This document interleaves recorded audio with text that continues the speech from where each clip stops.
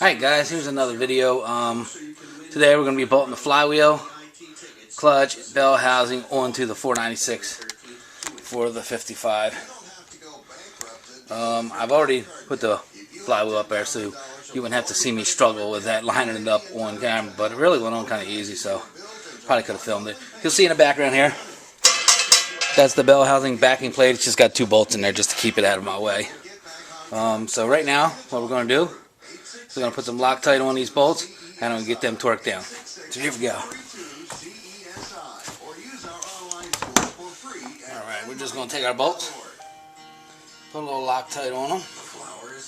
Now I've heard that some people say that the Loctite will ooze between the flywheel and the crank and cause it to be off balance a little bit.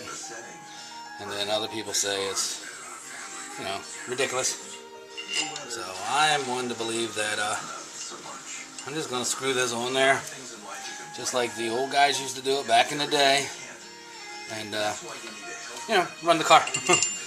So let me get all these in here. We'll get them tightened up and torqued down. We should be good to go. This is McLeod flywheel. Hold up 1 second. This is McLeod flywheel. Let me make sure you can see it. 460130. That's the flywheel that I'm using on this. So just in case you want to follow along. Alright, let's get this torqued down. Alright, I also checked. Everything was telling me anywhere from 60 for torquing to 70. So I'm going with 65. Something in the middle. The main census is 60's plenty. And the car hasn't came apart, so that's where we're going to go. And hopefully it can handle the torque that we're putting down, you know. So let me just snug these up. Then I'm going to do a star pattern here. So I'm going to do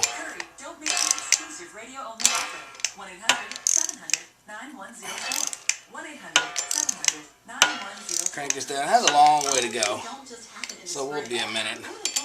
So probably what I'll do is I'll just skip ahead, crank this down, and come back to when I'm torquing. Alright, what I did is I drove all the bolts in, just ratcheted them in, so I could draw this in nice and flush. And then I'm going to go around and torque them all down.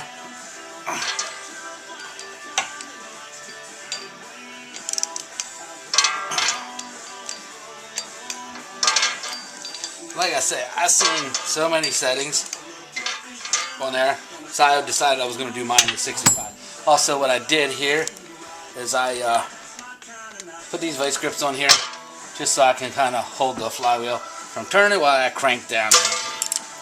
So that's in. I ran all over the place today trying to find the pilot bearing. I thought I had one, and I don't. But I can have it tomorrow morning by 12 o'clock. You won't even see that. This won't even affect it, but I'm just telling you. So the pilot bearing still has to be driven in there.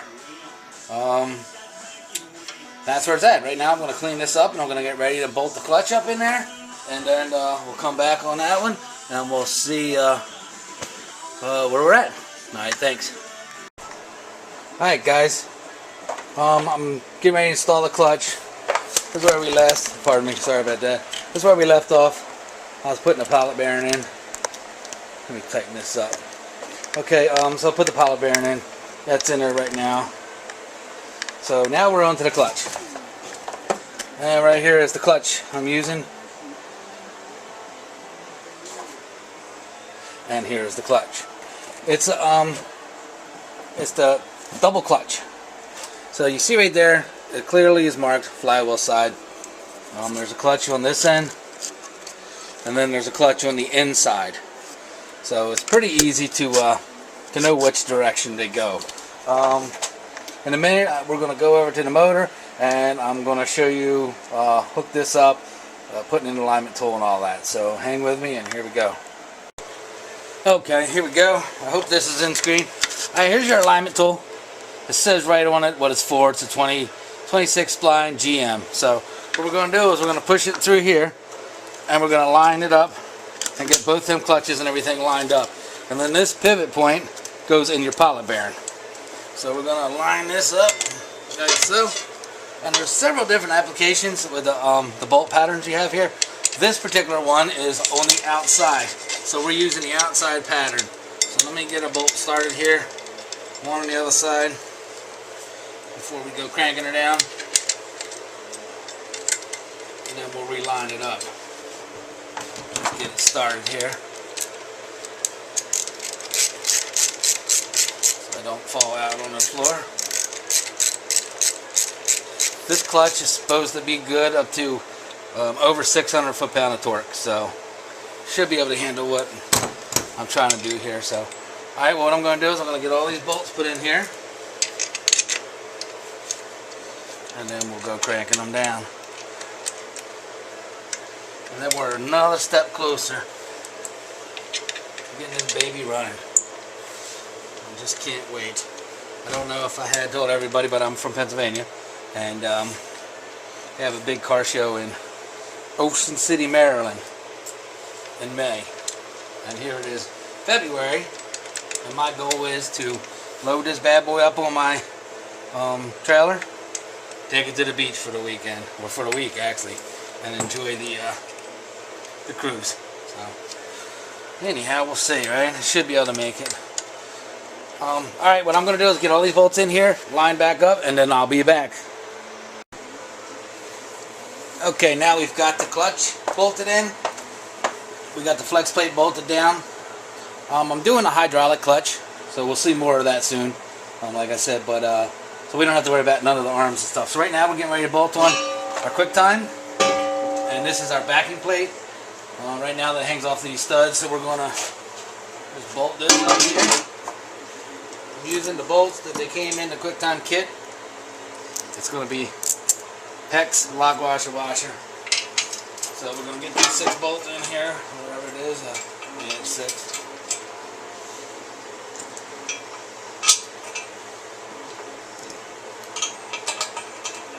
Get a couple of them started here so it holds it up in there. And then all across the bottom, it gets nut and bolt together. The bell housing to the backing plate gets bolted, nut and bolted together.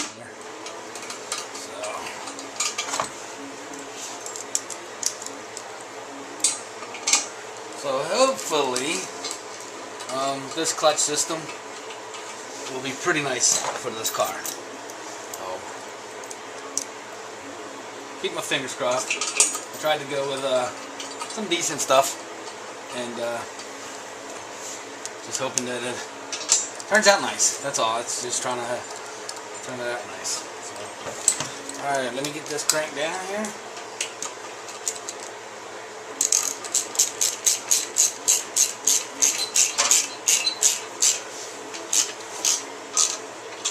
Get them a little snug, and then I'll go through, tighten everything up, and then be another step closer.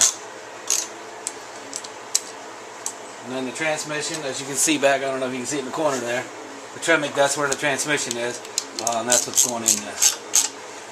So that's the Tremec Tico 600 again. Back to all this clutch. So I'm hoping it goes in smooth in the car, so I can make my show. Have a good week.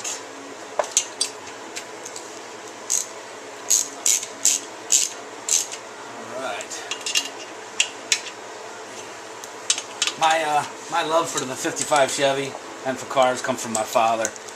And I remember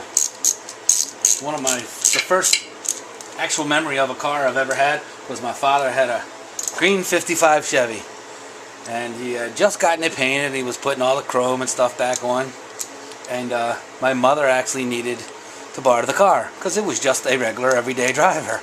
Well, unfortunately, she was involved in a car accident, and she was fine, but the car was not. So it was just one of many cars he had, but I just always loved that car, and I could tell he loved it too because of the time he spent working on it. So that started my addiction and love for the 55 in particular in cars. So, all right, what I'm going to do is I'm going to tighten all these down and get the bolts across the bottom, and then we'll be back, I guess. Okay, I got the bolts snugged up, and here's where we're at. We've got the quick time bell housing ones there. So that's about it. Next step is getting ready to drop it in. So that's going to be a whole nother video. So I'm probably going to upload this video, and then we'll see you on the next one.